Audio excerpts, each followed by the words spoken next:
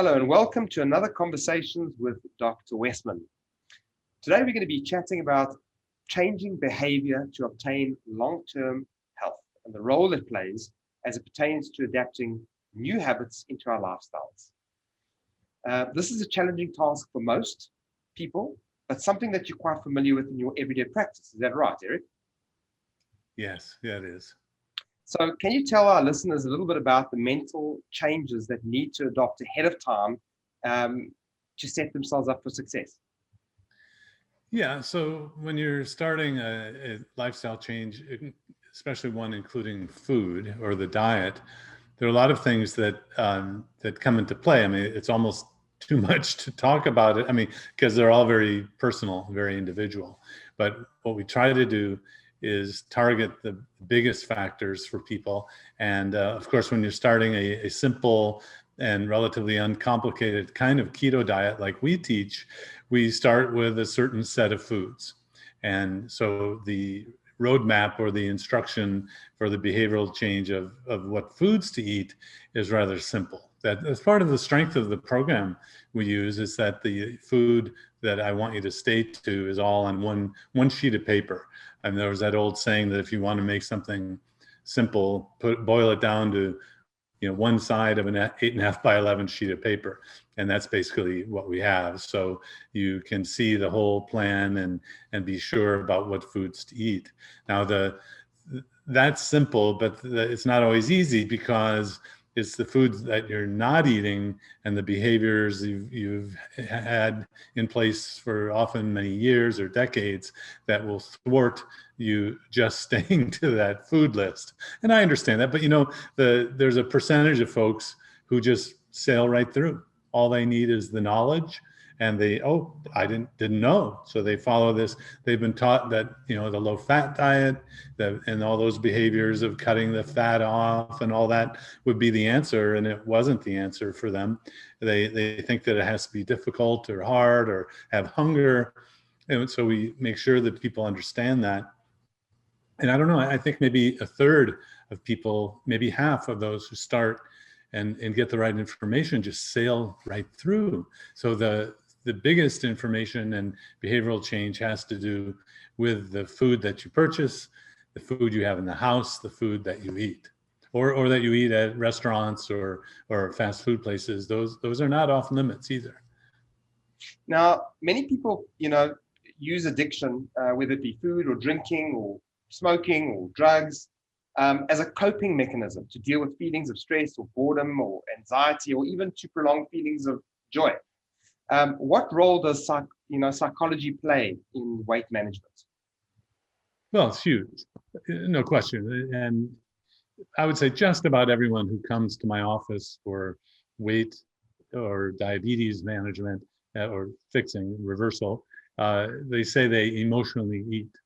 And then there's this curious phenomenon of they think they're the only ones that emotionally eat. No, we all do. I mean, just about everyone eats for avoiding feelings or enhancing feelings. I mean, some cultures have it to an art where you have a aperitif and then you have of course in the French cuisine, it's a very small portion size, but then you have a first course and a second course and you have this and then you have a digestif, you bring in alcohol and you heighten the mood and feelings, and you manipulate all by food and beverage. So we know that food is really important to manage or modulate emotions. Fortunately, for that percentage of people who this just clicks with, it doesn't really become an issue anymore. But for some people, I don't know the right percent, maybe 50%, they still have that lingering need to emotionally eat, or to the go-to coping tool has always been some sort of food, some sort of beverage. And the good thing about a keto diet is that you can still eat food. It's just you can't eat food with sugar in it. So you can still emotionally eat other types of foods, which is kind of unique in terms of programs that help you lose weight. You can always eat something on a low-carb keto diet, which is that it can't have carbs in it. So the type of food again changes, but the urge to eat to cope will fade away for just about everyone because it doesn't provide that underlying sugar, which influences the dopamine in the brain and the serotonin and the relaxation. So the changing the behavior happens over time automatically because you don't get the same reward from the behavior. I mean, I guess it would be in a strange sort of coincidence that comes to mind is when the child keeps, saying, daddy, daddy, daddy, and the dad doesn't respond, the behavior, we call it extinguishes, or the behavior fades away because the child isn't getting the attention that they wanted by saying, daddy, daddy. So back to the food, if you eat to cope or to handle the emotions, but you're eating, but the food isn't giving you that same reward, the behavior itself will fade away or extinguish, it's called in psychological terms. I never thought of it like that, and I think that makes a hell of a lot of sense. Now, in our Keto Made Simple Masterclass, and also now in our new Masterclass membership program, we teach students strategies to help them break these habits. And we also include challenges. And our members are having phenomenal success. So what do you think about a sense of community? Is this vital for accountability purposes? I think it's really important. Again, there's a percentage of folks who just sail right through getting the information. And then there are a percentage of folks, and it may, depending on the population, that really need the community support or need the ability to talk to other people about what they're going through. Even what's amazing is the internet groups that are around, ones we've created, and there's sort of a self-supporting style of people who want to pay it forward and help other people. There's sort of a mentality of, it took me so long to figure this out. I want to share what I know so other people don't have to go through what I went through. But yeah, community support is really helpful. I think most people come to my office thinking they're the only ones that have this problem. It's not like you can publicly talk about this without getting shamed or embarrassed, or we say that obesity or being heavy is kind of the last place where you can discriminate freely and bully and all that sort of thing. So we really are creating supportive environments in my office or on a social media site. We carefully select people who are moderators and admins so that they are totally on the supportive side. And the main point is you're not alone. I mean, we all go through emotional eating. The eating or hunger at night is a big deal. I'll get lots of questions, well, I'm still hungry in the evening. Well, that's okay. You just stick to our plan, and that will fade away over time. But yeah, the community and behavioral support is huge. Now, something that's also a bit of an issue is that people find it difficult to deal with their friends and family when it comes to this new way of eating, because obviously there's a certain lack of understanding or what is the best strategy for these people? How should they communicate their needs during this time? Yeah, well, so that depends. Again, it's such a, there's so many different situations and how you handle it, the style, the personality, the kind of person that you are.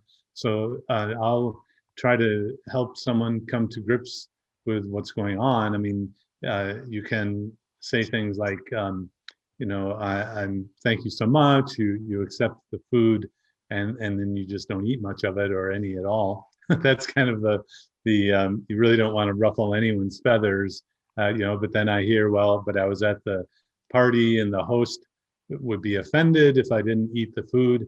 Well, you might tank up on some food and eat ahead of time, so you're not hungry very much, and you come in and you eat a little bit of it, and then you just say, well, oh, it's wonderful.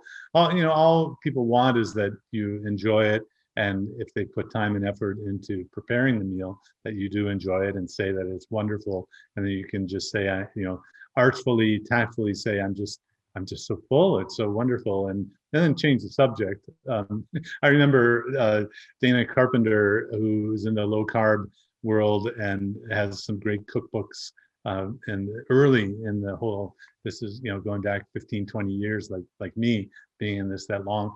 And she would come up with essays like, just change the subject. And, if they keep perseverating about the food, they're going to be the one who looks weird, and the one who is being unreasonable. So you ask about how Johnny's football team is doing, or so there's a way to tactfully change the discussion. Now, other people go on the other far end of just saying no, thank you. You're not you don't control me, and this is I'm like an alcoholic. I need to stay away from alcohol. Like a carboholic, I need to stay away from carbs. And then that's a little more, how should I say, brash in a social setting. But at the end of the day, nobody really cares if you eat all of their mashed potatoes when you just distract them onto something else. And we help people deal with the idea that how are your feelings, and you don't have to let them manipulate your feelings that you feel bad that there's food on the plate left over. I mean, but all these things that might seem small can loom large, especially around the holidays. And then even sometimes I'll kind of joke, well, it's a good thing we have 11 months before the next holiday, where we have to deal with this again. And so, this time of year, the beginning of the new year after the holidays in the US, there's a lot of people who come back to the obesity medicine doctor's office, keto medicine office, who, have gone through the carbs at the holiday, and actually many do really well, and they're really encouraged. And then they notice that if they have a little taste of something, it wasn't as good as they thought it was going to be. So there are a lot of changes that occur in our taste buds, and things that are really sweet don't really taste that good anymore. But you can see that there are a lot of different ways to approach it, and even then, avoidance is just staying away, not having the food in the house, not having it in the places where you go for restaurants, fast food. You just don't have carbs around. No question that can help. But if you're forced to have a family who does eat carbs, they haven't bought onto it yet, I'll say, well, probably the best thing is to lead by example. So don't force anyone to do it. Don't, just you follow this. After a day, the hunger and cravings are gone. You can actually live in a house full of carbs. That's actually one of the things that is most amazing to people, is that they can be around food that used to just draw them in, and after just a day or two, there's this like barrier that comes between you and the donut, for example, or the bread, and so lead by example. In a family that still eats carbs, if you have them eat carbs if you want, and then you don't eat those, and with time, the family will start saying, wow, what you're doing is working. How come you have so much willpower? You didn't have any of that cake. And so you can see there's a whole range of approaches that can be used to handle that situation of being with friends or family. And it really depends on your style, your comfort level with these different approaches. You're so true, Eric, because out of the masterclass that we launched in November, so many of the partners saw their significant others doing so well on the program that they actually started joining on the program as well. So I can definitely relate to that. Now, in our masterclass, we teach people to make simple goals that lead them up to their bigger goal. We also teach people to celebrate non-scale victories, for example. So the question is goal setting important? Absolutely. The goals help you realize that things are happening, but it's important not to have just the weight loss being a goal, or the goal, or that's the end result. There are so many things that change along the way. The hunger going away, feeling more energy, less heartburn, less joint pain. There are all sorts of things that are small goals. And even then, it's individualized so that we help people with challenges so that you can pick a goal that you want to achieve, say, for this week. and then we support you every way we can to achieve that goal. That might be in a short-term goal, giving up artificial sweeteners for a week, or giving up some other product or something that you think might be giving you a difficulty, a side effect or a problem like that. So goal setting is really important, but the type of goal really should be a close one that you can tick off, not be that, and so the family car, the car ride with the family that's 8 hours long, that you have to find ways to satisfy yourself with that you're going in the right direction and ticking off the goals in a good way, and the end result, getting to the destination or the weight loss or diabetes reversal, will eventually happen. But I think it's important to feel good that you're achieving these things up front early on to keep you in it. Keto, low carb, high fat, it's so effective and so robust, meaning it works so well that you get early results, and that really helps you to sustain your behavioral change, because you see that things are changing. Well, Eric, thank you for these very actionable points that you've given us. I'm sure that our listeners and viewers will really appreciate it. Thank you very much. This is just reminding folks that registration for the next Keto Made Simple Masterclass starts on January 21st. So if you're interested, and you'd like to join the waitlist, please do so at adaptyourlifeacademy.com. You definitely don't want to miss this one. And as always, if you enjoyed this video and you would like to see future videos, you can find us on our YouTube, Facebook, Instagram, and Twitter accounts under the name of Adapt Your Life. And if you'd like to subscribe, that would mean the world to us. On behalf of Eric Westman and myself, this is us signing off with another episode of Conversations with Dr. Westman. Eric, once again, thank you so much for your time, and we look forward to chatting up next week on the next topic. Thank you, Glenn. Thanks, Eric. If you like this video, you're going to love our Adapt Your Life Academy. So click on the link in the description to find out more.